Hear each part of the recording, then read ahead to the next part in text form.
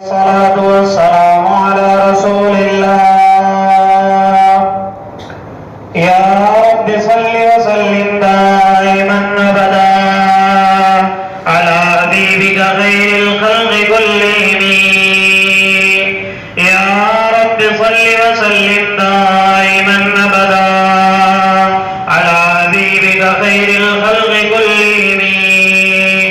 يا رب صل وسلم دائما أبدا على حبيبك خير الخلق كلهم.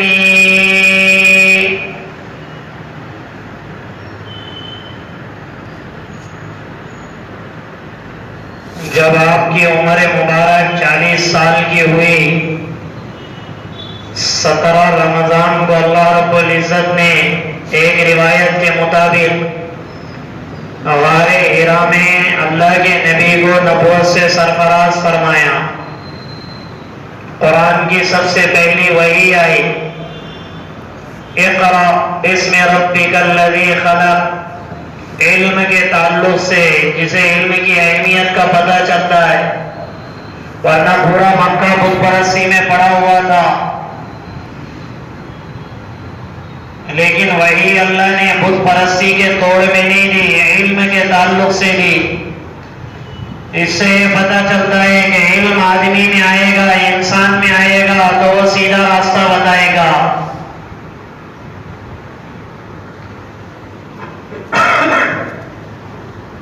اور جب نبوت ملی، آپ جب اپنے گھر میں تشریف لائے تو سب سے پہلے بی بی خدیجہ سے اپنا یہ معاملہ رکھا. اسی لیے علماء نے لکھا ہے کہ باہر کسی انسان کے سامنے کوئی بھی معاملہ پیش آ جائے، وہ پہلی فرصت میں اس معاملے کو اپنے گھر والوں کے سامنے بیان کر دے، تاکہ اس کے ساتھ جو معاملہ ہوا ہے اس کا علم اس کے گھر میں بھی کسی کو ہو.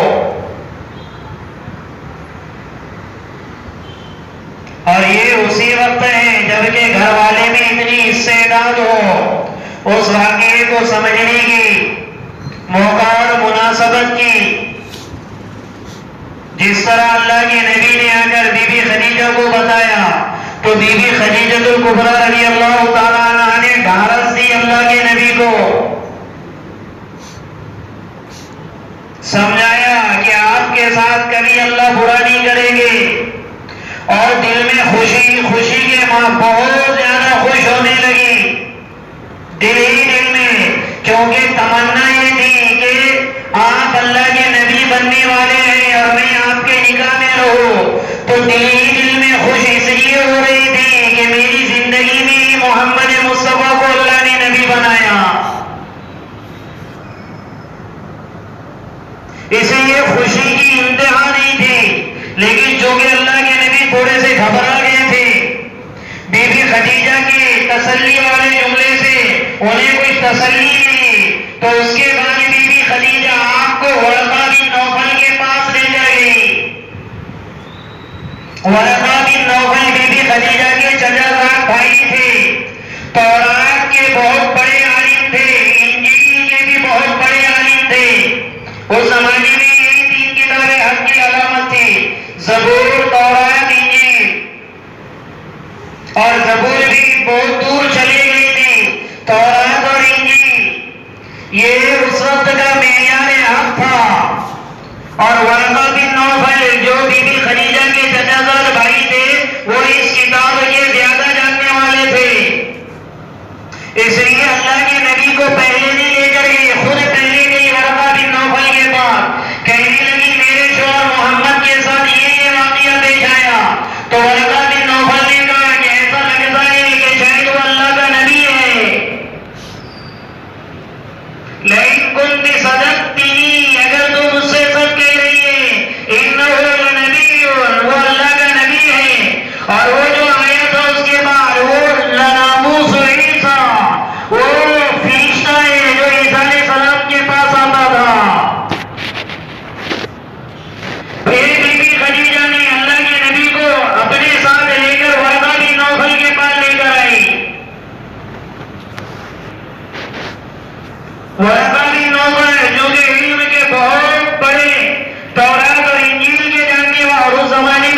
اور اس علاقے میں اگر کوئی علم والا ہو تو صحیح قسمت، ورنہ سب کے سب جاہل تھے۔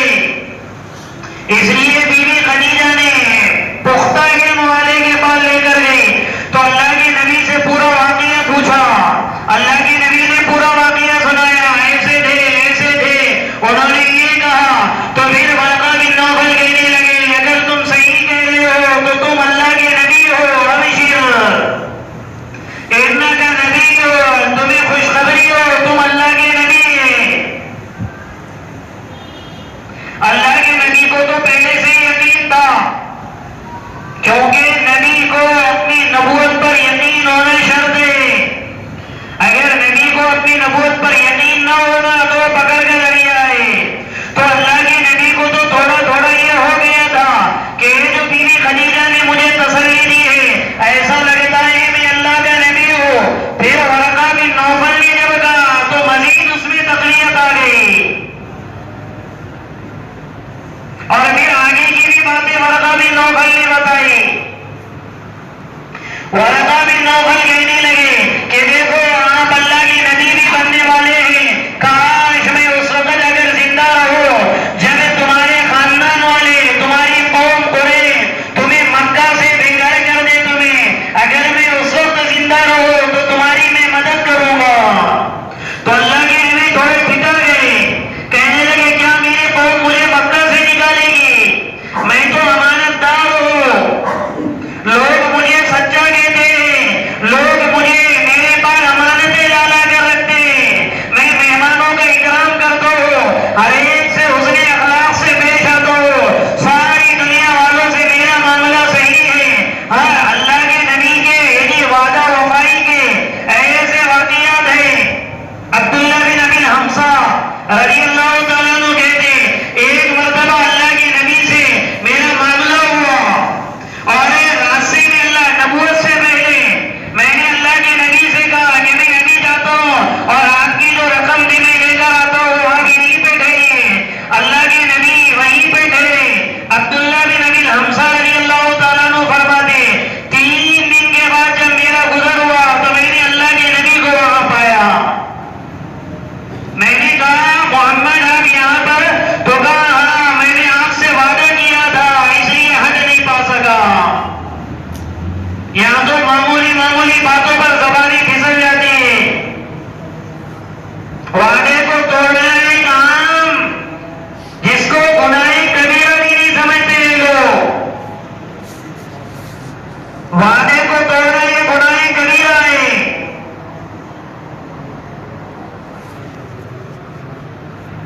3 دن کے بعد عبداللہ کے نبی حمزہ اب اس میں نہیں، اور واللہ اعلم آپ نے رات کیسی، کیونکہ اس وقت تو نہ نماز تھی نہ کوئی تھی، آپ نے رات کیسی گزاری ہوگی، وہاں پہ ٹھہرے کیسے ہوگے، آپ نے کھانا کیسا کھایا ہوگا، صرف اس وجہ سے کہ میری شخصیت پہ داغ نہ لگے۔ اور یہ اللہ کی طرف سے دیا گیا تھا۔ کتنے صحابہ ہیں، حضرت قیس رضی اللہ عنہ، حضرت سعید رضی اللہ عنہ کہتے ہیں اللہ کے نبی کی میرے ساتھ تجارت کا معاملہ تھا، پارٹنرشپ میں ہم نے تجارت کی، کہنے لگے نعم الشریک لا یدانی ولا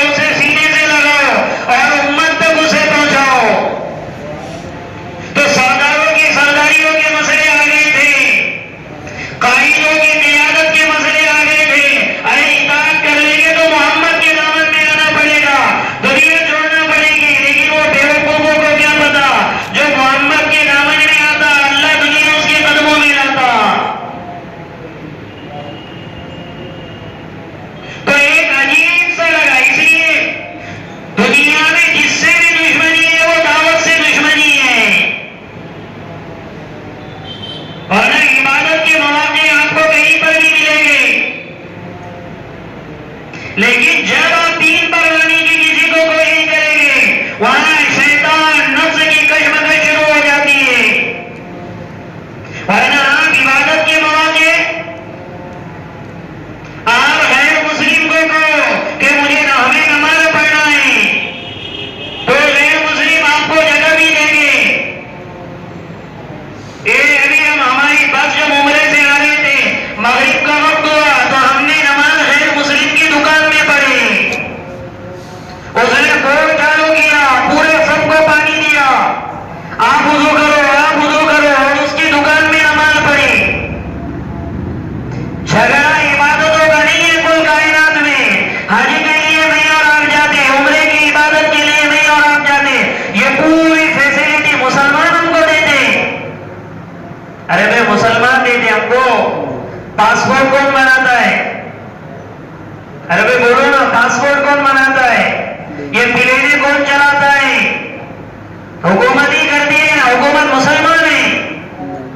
سارا ہمارا انتظام کراتی ہے, سب غیر ہے. زکات کا مسئلہ لے لو, اگر زکات حکومت کے بڑے بڑے پڑے وہ تو مطالبہ کرتے ہیں کہ تو تمہاری زکات ہمارے پاس, ہم مستحقین تک پہنچائیں گے. عبادت سے باطل کو کوئی بیر نہیں ہے, بیر باطل کو دعوت سے ہے. آپ کسی غیر مسلم کو کہو کہہ رہے بھائی اللہ کی ایک اللہ کو مان, تو اسے غصہ آ جائے گا.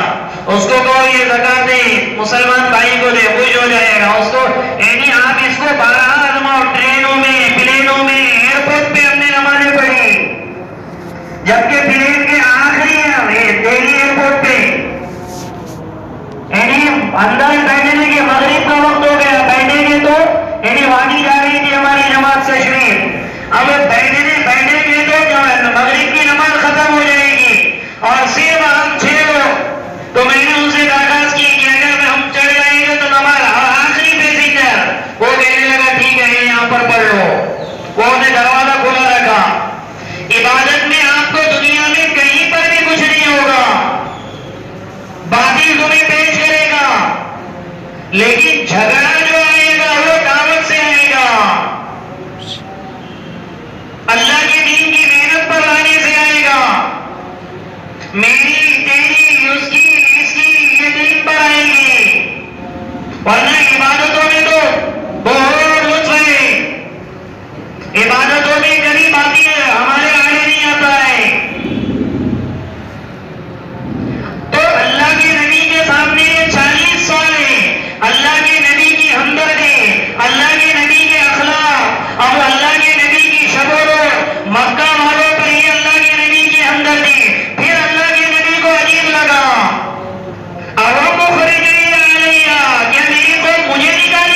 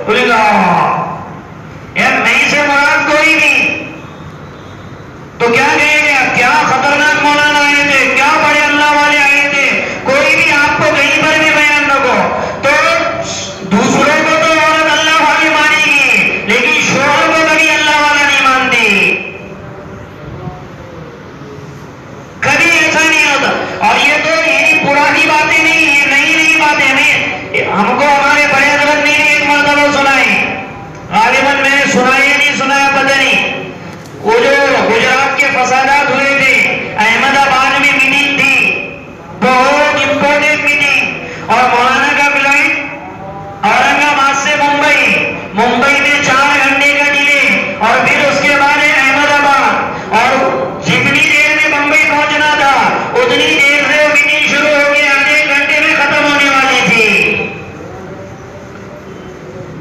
تو ایئر ہوسٹس ہوتے ہیں نا، ایئر ہوسٹس، تو مولانا نے ہم کو ہوائی سندری، اس کا اردو میں ترجمہ ہے ایئر ہوسٹس ہوائی سندری۔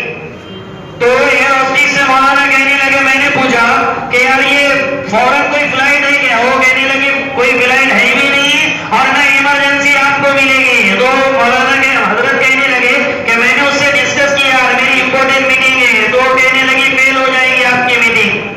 تو انہوں کا حضرت کہنے لگے کوئی بات نہیں، میں دعا میں لگ گیا۔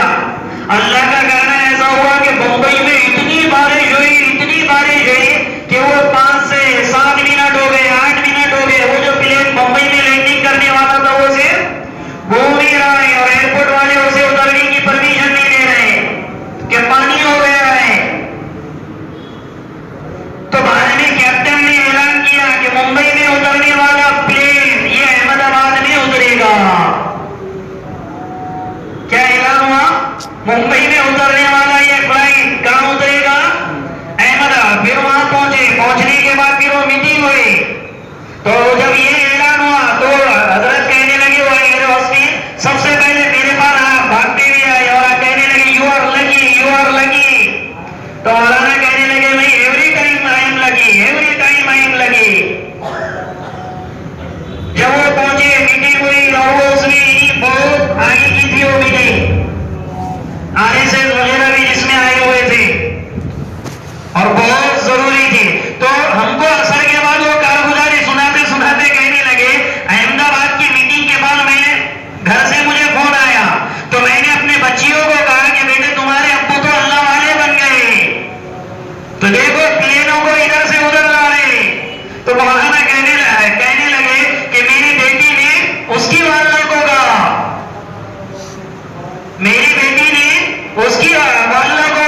کہ دیکھو ابو اللہ والے بن گئے کہ پلین ادھر سے ادھر مڑ کر آ رہا ہے۔ تو کہنے لگے کہ میری اہلیہ کہنے لگی ان کی کیا دعا قبول ہوگی؟ کوئی غریب نے دعا کرا ہوگا کر کے آئے وہاں پر، کوئی غریب کا سکھ کے لیے جا رہے ہوگے، اس کی دعا لگی ہوگی، یہ کب سے اللہ والے بن گئے؟ یہ یعنی ہمارے زمانے کا واقعہ، ورنہ اور واقعات تو پرانے ہو گئے۔ مولانا مکی صاحب سے پوچھا گیا کہ کیونکہ پھوگرے میں جاتے ہیں جو لوگ جاتے ہیں بہت عقلی جوابات دیتے ہو، یہ کوئی کتاب وغیرہ میں ہے ہی نہیں، ایسے کسی نے پوچھ لیا لکھ کر کہ شوہر کو بیوی اللہ والا کیوں نہیں مانتی؟ تو مولانا مکی صاحب نے جھٹ سے جواب دیا، سب دیکھا ہوا رہتا، کیا مانیں گی وہ اللہ والا، ایسا دیکھے یوں چھوڑ دی۔ لیکن بی بی خدیجہ الکبریٰ ایک دنیا کی قیامت تک، آدم سے لے کے قیامت تک آنے والی عورتوں میں سب سے پہلی عورت ہے جس نے اللہ کے نبی کو کہا تم مجھے دعوت دو میں تمہیں نبی مانوں گی۔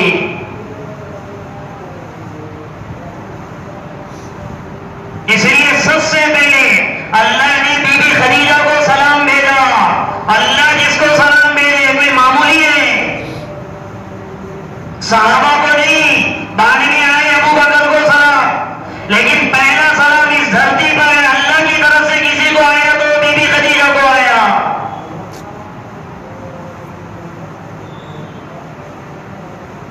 پھر اللہ کے نبی نے حضرت علی کو کہا، بی بی خدیجہ تو مسلمان ہو گئے، اب حضرت علی، وہ تو چھوٹے تھے نا حضرت علی، 10-12 سال کی عمر تھے، حضرت علی سے کہا وہ آپ کی کفالت میں تھے، وہ آپ کی یعنی اللہ کے نبی بھی کماتے تو ساتھ میں رہتے تھے، ابو طالب کے بیٹے تھے حضرت علی۔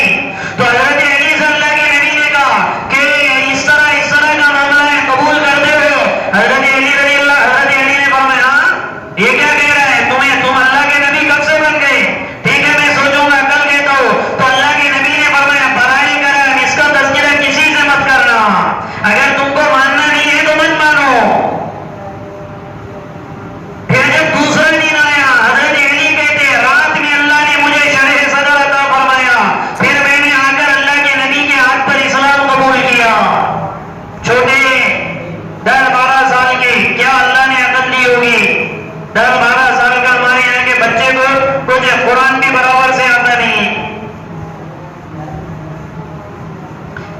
یہ دونوں کا معاملہ ہو گیا تو باہر، اس لیے علماء نے لکھا ہے بی بی خدیجہ کا بھی کمال ہے ایک حد تک، حضرت علی کا کمال ایک حد تک ہے، لیکن چونکہ بیوی اور بچے تو شوہر کے تابع رہتے ہیں، قبول کرتی کہ نہیں تو دیکھ، ایسا بھی ہو سکتا بچے کو کہے کہ نماز پڑھتا کہ نہیں تو دیکھ تو وہ قبول کر لیتا، لیکن کمال تو سیدنا ابو بکر صدیق کا ہے جو آزاد تھے، کسی کا کوئی بوجھ نہیں تھا، اللہ کے نبی کے ساتھ، اللہ کے نبی کے دوست تھے اور پکے دوست تھے۔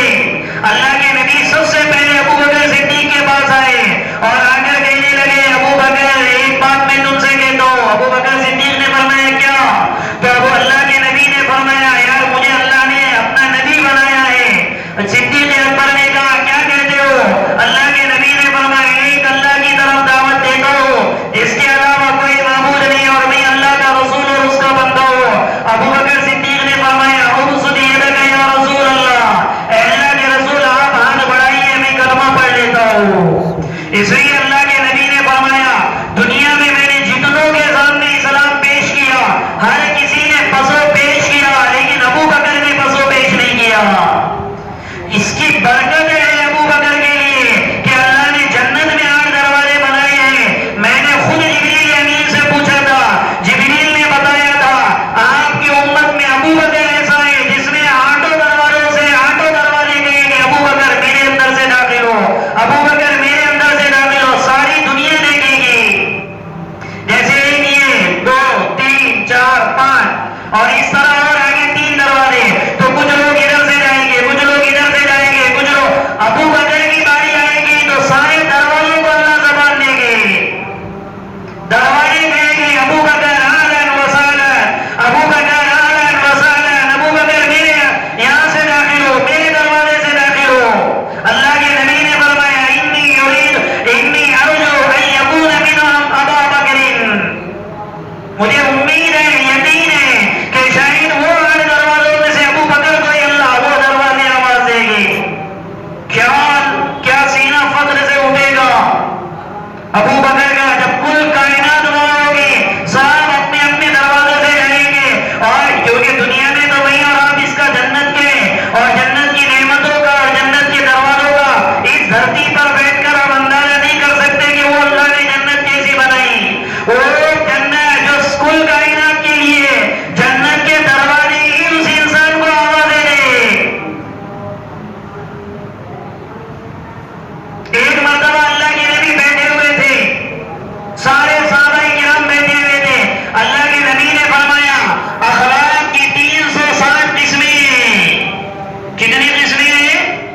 اخلاق کی 360 قسمیں ہیں، ایک بھی قسم آئے گی تو اللہ جنت میں ڈال لے گا۔ کتنی قسمیں ہیں؟ 360، ایک بھی اگر آئے گی تو اللہ جنت میں داخل کر دے گا۔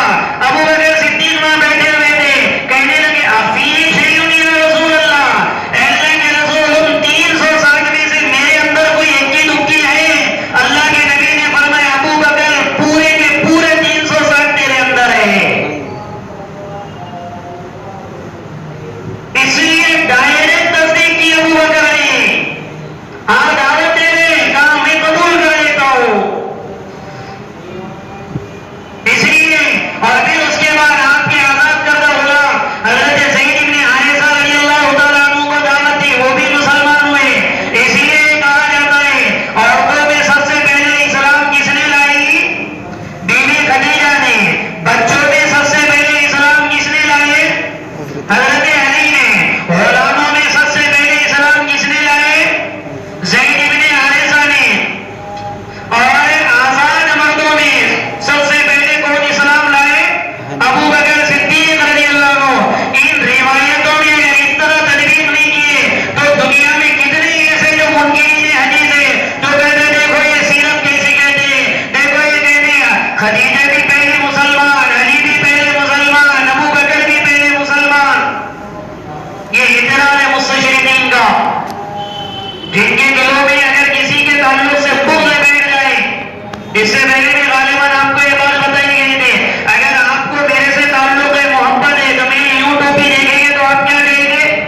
کیا فکر مند ہے یار، ان کو پتہ نہیں ہے اور اگر آپ کو مجھ سے عداوت ہے تو کیا کہیں گے؟ اتنا اور بہت تکبر میں پھر رہا. یہ سوچنے کا انداز ہوتا ہے.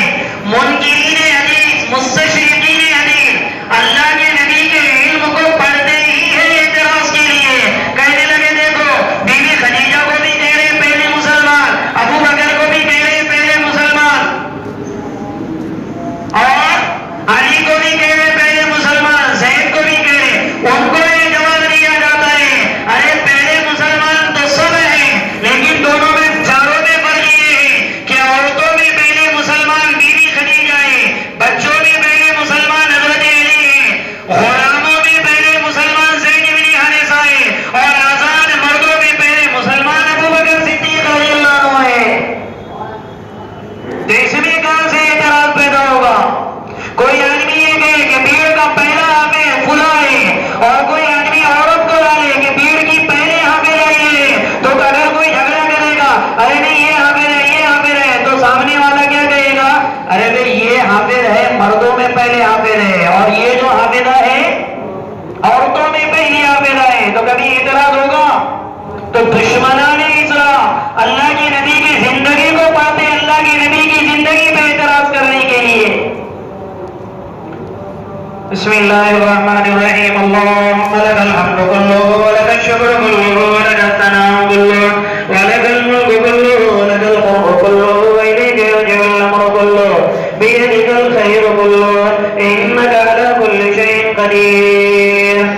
اللهم صل على روح سيدنا محمد صلى الله عليه وسلم في الأرواح، وصل على جسد سيدنا محمد صلى الله عليه وسلم في الأجساد، وصل على قبر سيدنا محمد صلى الله عليه وسلم في القبور.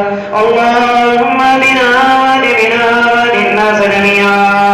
اللهم اكفنا بحلالك عن حرامك وأغننا بفضلك عمن سواك.